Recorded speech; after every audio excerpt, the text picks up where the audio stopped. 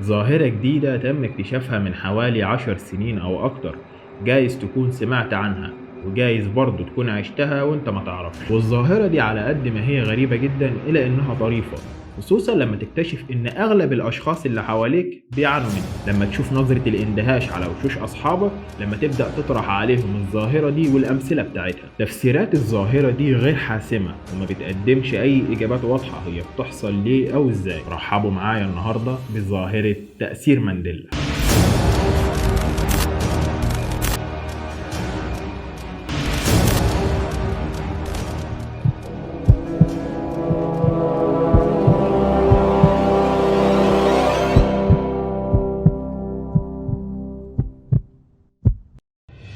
الأول خليني أعرفك إن الحلقة هتبقى عبارة عن جزئين. الجزء الأول هعرفك الظاهرة دي وهعرض عليك الأمثلة بتاعتها، والجزء الثاني هعرض عليك بعض التفسيرات اللي قالوها العلماء عن الظاهرة دي. طيب، في الأول تعريف الظاهرة دي هي اشتراك مجموعة من الأشخاص في ذاكرة واحدة عن حدث معين، بس الذاكرة دي مزيفة. يعني أنا وإنت بنحكي لبعض حدث فاكرينه بأدق تفاصيله وألوانه وأحداثه، بس الحدث ده ما حصلش اصلا قبل كده. واللي اكتشف الظاهره دي باحثه اسمها فيونا بورج.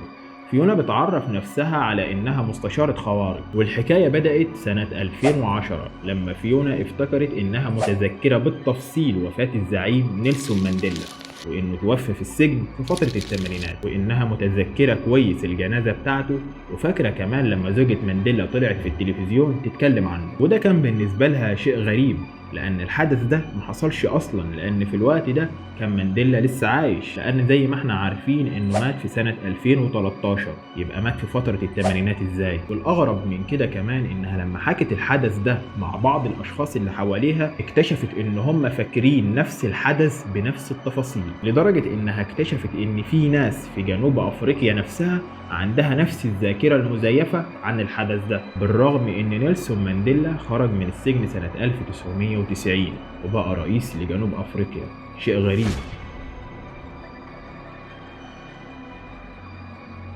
ومن الحدث ده اتفتح باب للناس انهم يتشاركوا مع بعض ويسألوا ويحاولوا يعرفوا هو ايه الموضوع ده كمان. وهنا سؤال الكل اتفق عليه، هو هل المشكلة عن ذاكرة نيلسون مانديلا بس، ولا في ذكريات واحداث احنا فاكرينها وهي ما حصلتش اصلا؟ والاجابة كانت صدمة. الشيء الغريب انهم لقوا مئات البشر بل ملايين البشر بيتشاركوا في نفس الحدث بنفس التفاصيل. طيب هو ازاي في مجموعة من الاشخاص عندهم ذاكرة عن حدث معين والحدث ده ما حصلش اصلا؟ فيونا كتبت حوالي 5 كتب عن الظاهرة دي بتحاول تشرح فيها الذكريات المزيفة اللي عند الناس وتسجلها. خلينا نستعرض بعض أشهر الأمثلة دي وخليك مركز معايا، لأن ممكن أنت نفسك يكون عندك نفس الذاكرة المزيفة. المثال الأول، كلنا عارفين حدث جون كينيدي، حادثة الاغتيال المعروفة اللي حصلت 22 نوفمبر سنة 1963. عايز أقولك إن الحادثة دي كانت مذاعة على الهواء وشافها الملايين، فبالتالي صعب يتكون عنها ذاكرة مزيفة. بس الغريب ان ده حصل. لو جربت تسأل اي حد عن حادثة جون كينيدي وتحديدا عن ركاب العربية، اللي هيفتكروا عنها ان العربية كان فيها جون كينيدي ومراته وقدامهم الحارس والسواق، اذا 4 اشخاص في العربية. وركز معايا كويس، لدرجة ان في بعض النظريات قالت يمكن الحارس هو اللي ضرب الرصاصة على جون كينيدي. والحقيقة ان الذاكرة دي مزيفة وما حصلتش اصلا، لأن العربية كان فيها 6 أشخاص مش 4. الحارس والسواق، ووراهم حاكم ولاية تكساس وزوجته، ووراهم جون كينيدي ومراته، يعني 6 أشخاص في العربية. فإزاي الناس متخيلة أو عندها ذاكرة إن كان في 4 أشخاص في العربية مش 6؟ والغريب ان مجلة لايف الاسبوعية الامريكية في اعلانها الصادر بعد حادثة الاغتيال باسبوع نشرت صورة للعربية وكان فيها 4 مقاعد بس. فاللي هو مين بيتكلم مين بيقول ايه؟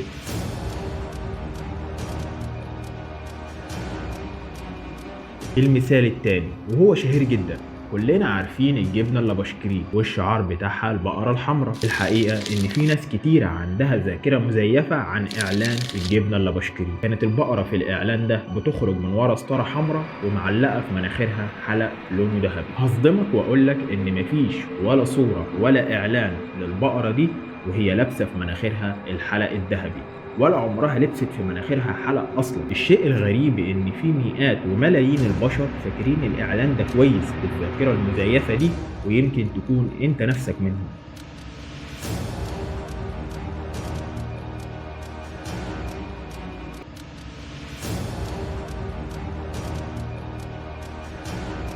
المثال رقم 3.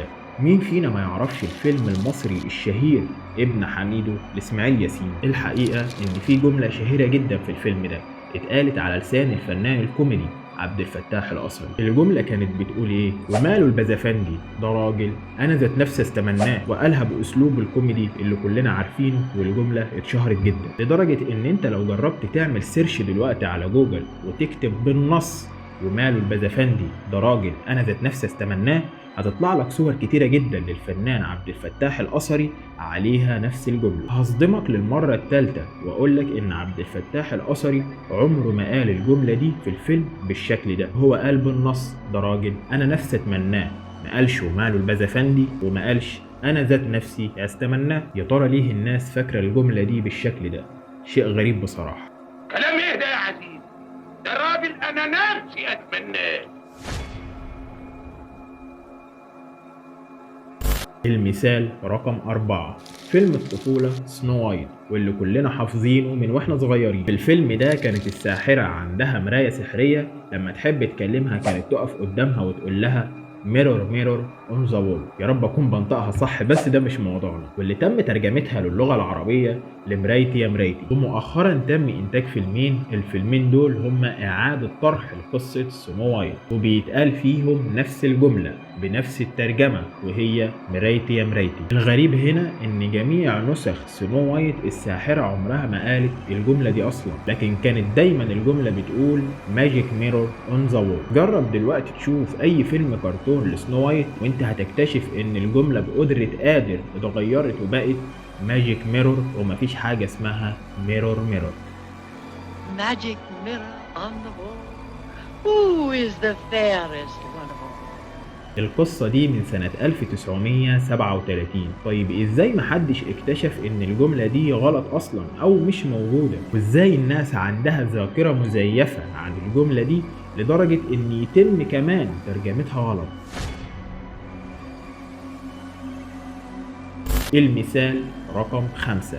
قارة استراليا. معظمنا فاكر في خريطة العالم ان كان في جزيرة غرب قارة استراليا، يعني لو بصيت للخريطة عند قارة استراليا من ناحية الشمال كان في جزيرة موجودة، او معظمنا فاكر ان كان في جزيرة. الحقيقة ان الجزيرة دي لما تيجي تبص عليها النهاردة هي ملهاش وجود. لو سألت اي حد هو كان في جزيرة هنا هيقول لك لا، باستثناء الناس اللي عندهم ذاكرة مانديلا. السؤال اللي بيدور في عقلك دلوقتي، طب ما هو ممكن يكون فعلا ما كانش في جزيرة هنا، وحتى لو كان في جزيرة ايه الدليل على كده؟ وانا هنا هفاجئك بفيلم تم انتاجه سنة 1993. في الفيلم في مشهد، في المشهد ده البطلتين قاعدين وقدامهم نموذج للكرة الارضية. في النموذج ده وعند قارة استراليا بالتحديد هتلاقي ان الجزيرة موجودة فعلا.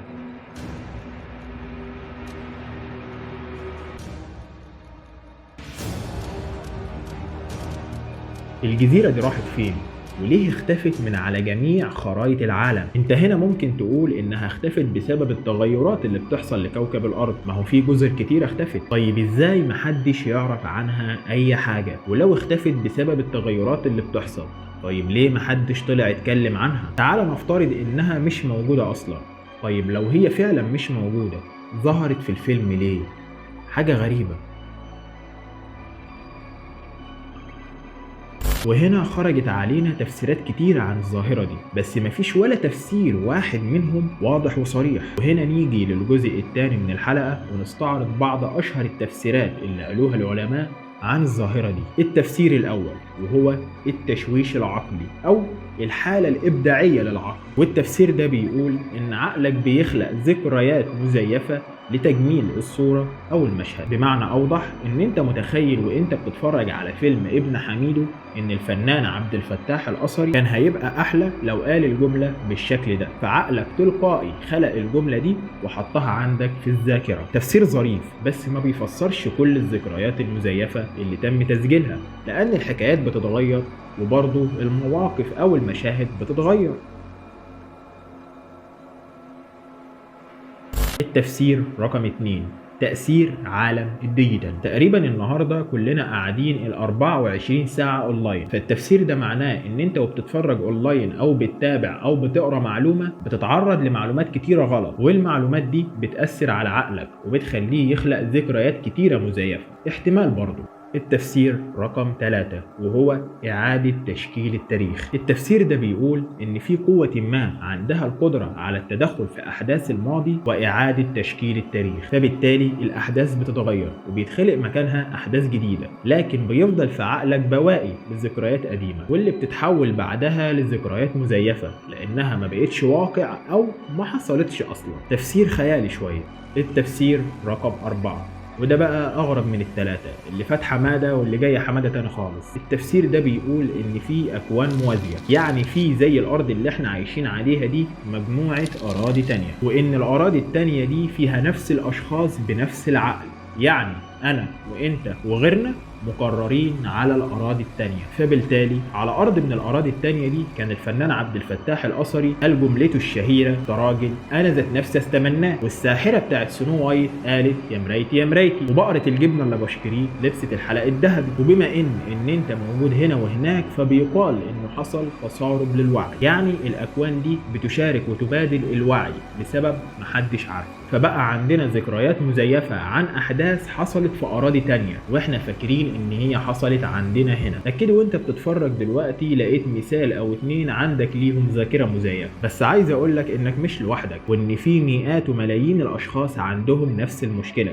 وتقدر تجرب بنفسك مع الاشخاص اللي حواليك، وهتتفاجئ ازاي الظاهرة دي منتشرة بالشكل ده ومحدش فاهم لحد الان هي بتحصل ليه او ازاي. بعض المحللين قالوا ان الظاهرة دي لسه في اولها واحتمال كبير تزيد مع الوقت، لدرجة انك ممكن تتكلم مع اصحابك عن واحد صاحبكم كنتوا تعرفوه زمان فتكتشف ان مفيش حد فاكره اصلا ولا اي شخص يعرف عنه حاجة غيرك انت، وكل اللي حواليك ساعتها هيقولوا لك هو مين ده. وبكده نبقى وصلنا لنهاية حلقتنا، ودي الحلقة الأولى عن الظاهرة دي، لكن بأكد عليك إنها مش الأخيرة، لأن زي ما قالوا بعض المحللين إن الظاهرة دي لسه في أولها. وبس كده، لو عجبتك الحلقة شير ولايك واشتراك في القناة وفعل زر التنبيهات. أنا طه حسن وده برنامج غموض.